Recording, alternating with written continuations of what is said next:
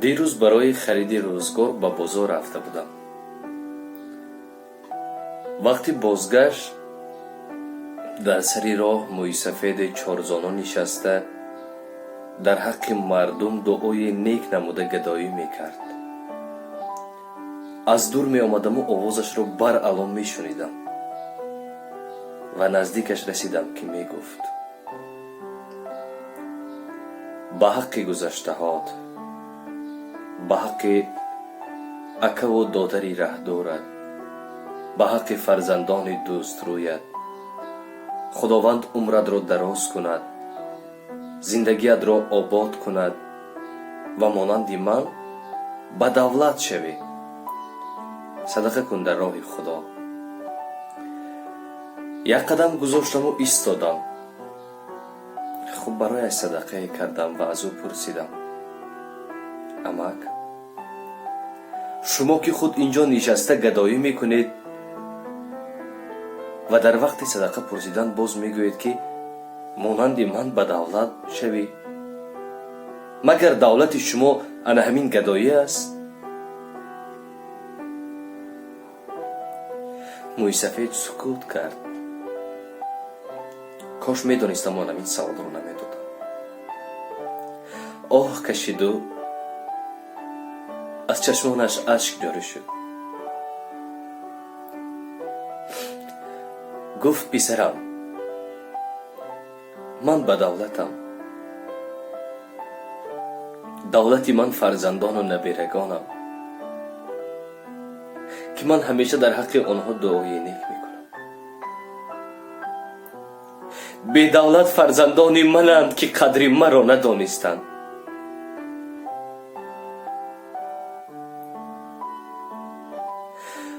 پس از گفتن همین سخنها آرام ماند. دیگر چیزی نگفت. اندیشمند از نزد موی سفید رفتم. در راه همیشه گفته هایش در گوشم صدا می دادند که می گفت: دولتی من فرزندان و نبیرگانم هستند. خدایا، نمیدانم چی شده ایستاد از به مردم ما. پدری که فرزندان و نبیرگانش را دولت خود می شمارد چرا اینقدر خوار و زار می گرداند؟ آن پدر با گدایی مبارزه بر زندگیش دارد، بر زیستن دارد، ولیکن تا آخرین نفسش برای فرزندانش دعا می گوید. کجایند فرزندان بیناموس؟ کجایند آن فرزندان بیناموس که اقلا یک مرتبه از دعای حضرت والدین برخوردار باشند؟ من نمیدونم چون این فرزندان فردا نزد خدا چی پاسخ میگویند. فرزندی که پدرش را به چنین روز رساند از خاطر نبرارید. اولش مرد نیستید شما، بعداً میرسد روزی که از این 10 برابر زیادش را میکشید. از فرزند میبینید، از نبیره میبینید. از خاطر نبرارید. خوب بدانید که امروز پدر را چی کردید، از آن زیادش را خود میبینید.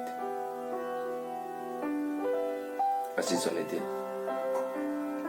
شاستون ما از پدر قدرش را دانید. ما را با وی رسانید میلش. اقلا ما سزاوار یک کف دعای نیکی حضرت والدین باشیم.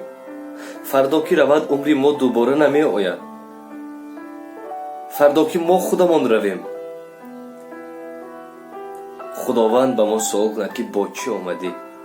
اقلا گوییم که با دعای مادر و پدر آمدیم، با رضاگی و حضرت والدین آمدیم. احترام کنید پدر بزرگوارتان را.